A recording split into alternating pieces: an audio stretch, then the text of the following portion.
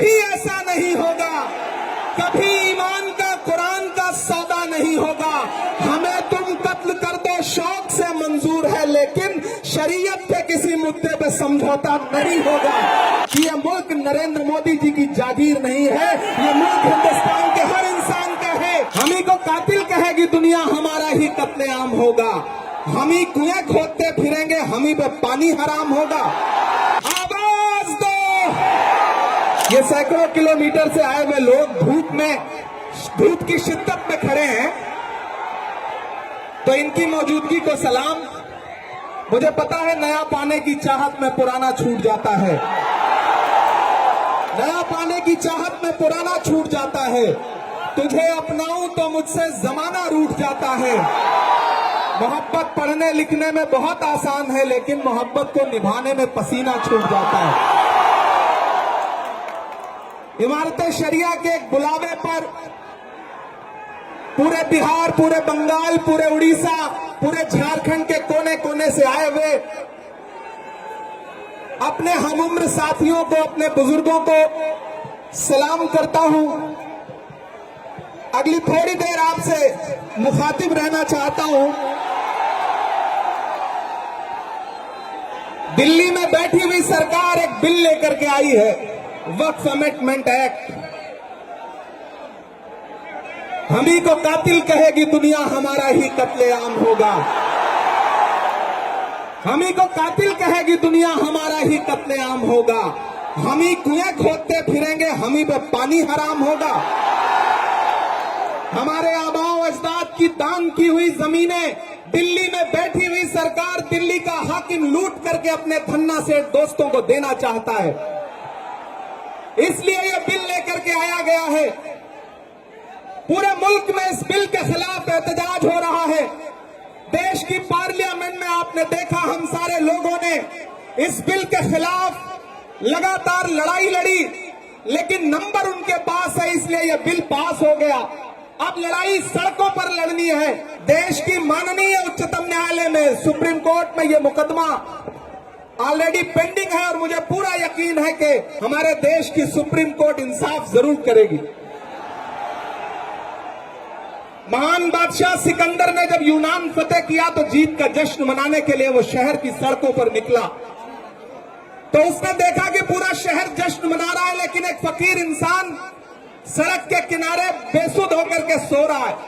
सिकंदर को गुस्सा आया।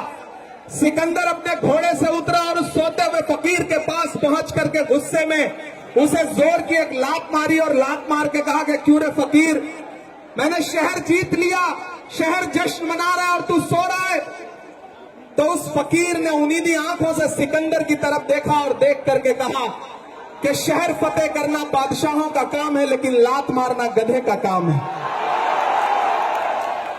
पिछले 11 साल में इस सरकार ने आवाम को सिर्फ और सिर्फ लात मारने का काम किया है, और अब ये बिल लेकर के आए हैं, और उन्हें लगता है कि आप खामोशी के साथ उनके हर जुल्म सितम को बर्दाश्त कर लेंगे। हमें पता है नहीं करेंगे, नहीं करेंगे ना, नहीं करेंगे ना। आपकी यहां मौजूदगी इस बात की गवाह है। मुझे पता है धूप बहुत ज्यादा है, इसलिए हजारों की तादाद में लोग दरख्तों के नीचे किनारे बैठे हुए हैं, वो बीच में नहीं आए। लेकिन फिर भी आज पूरा पटना, पूरा बिहार जाम हो चुका है। लोग लाखों की तादाद में घर से निकल करके आए हैं। मैं सलाम करता हूं आपकी जिंदा दिली को, आपकी मोहब्बत को। फैसल रहमानी साहब के एक बुलावे पर मैं उनको भी सलाम कर रहा हूं। ये जो नई नस्ल है, ये पानी की तरह बह रही है। मैं इस नई नस्ल के बहने को भी सलाम करता हूं। बहुत तकरीर नहीं करनी है, बस इतना कहना है कि नहीं, ऐसा नहीं होगा, कभी ऐसा नहीं होगा, कभी ईमान का कुरान का सौदा नहीं होगा। बिहार वालों, बताना, दिल्ली तक अपनी आवाज पहुंचाना कि नहीं, ऐसा नहीं होगा, कभी ऐसा नहीं होगा, कभी ईमान का कुरान का सौदा नहीं होगा। हमें तुम कत्ल कर दो शौक से मंजूर है, लेकिन शरीयत पे किसी मुद्दे पे समझौता नहीं होगा। एक आखिरी बात आपसे कह रहा हूं साथियों, आप एक चीज जहन में बिठा के रखना कि अगर ये बिल लोकसभा में आया और इसकी हिमायत में अगर 250 से ज्यादा वोट पड़े, 288 वोट पड़े, तो इस बिल की मुखालफत में लोकसभा में 232 वोट पड़े। लोकसभा में मुसलमान सांसद सिर्फ 24 है, तो 200 से ज्यादा इस देश के हिंदू भाई, दलित भाई, सिख भाई, ईसाई भाई जो मेंबर ऑफ पार्लियामेंट हैं, वो लोकसभा में रात के 3:30 बजे तक इस बिल के खिलाफ वोट कर रहे थे और आपसे कह रहे थे कि हम आपके साथ खड़े हैं। ये है इस मुल्क की गंगा जमुनी तहजीब। ये जो लहराता हुआ तिरंगा है, इस तिरंगे में जो आपका रंग है और जो उसके ऊपर अमन का रंग है, भाईचारे का रंग है, उसके ऊपर भी जो रंग है, ये तीनों रंग मिलकर कह रहे हैं कि ये मुल्क नरेंद्र मोदी जी की जागीर नहीं है, ये मुल्क हिंदुस्तान के हर इंसान का है, हर इंसान का है। और हम अपने आबाओ अजदाद की जमीनों को बचाने के लिए, खानकाहों को बचाने के लिए, इबादत गाहों को बचाने के लिए, कब्रिस्तानों को बचाने के लिए जो कुर्बानी जरूरी होगी वो कुर्बानी देंगे। हम सड़कों पर बैठेंगे। मैं सरकार से कहना चाहता हूं कि जमहूरियत अकड़ से नहीं चलती है जिल्ले इलाही, जमहूरियत इस किताब से चलती है।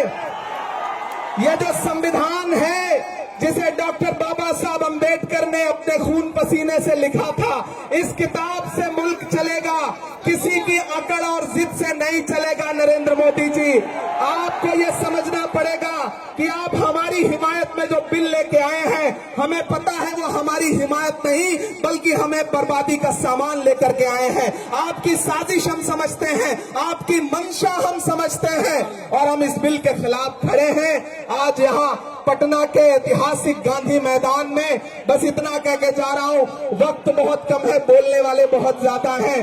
बस इतना कह के जा रहा हूं कि हम आतिशे सोजा में भी हक बात कहेंगे, कुंदन की तरह दहर में ताबिंदा रहेंगे। तारीख बताती है कि हर दौरे सितम में हम जिंदा थे, हम जिंदा हैं, हम जिंदा रहेंगे।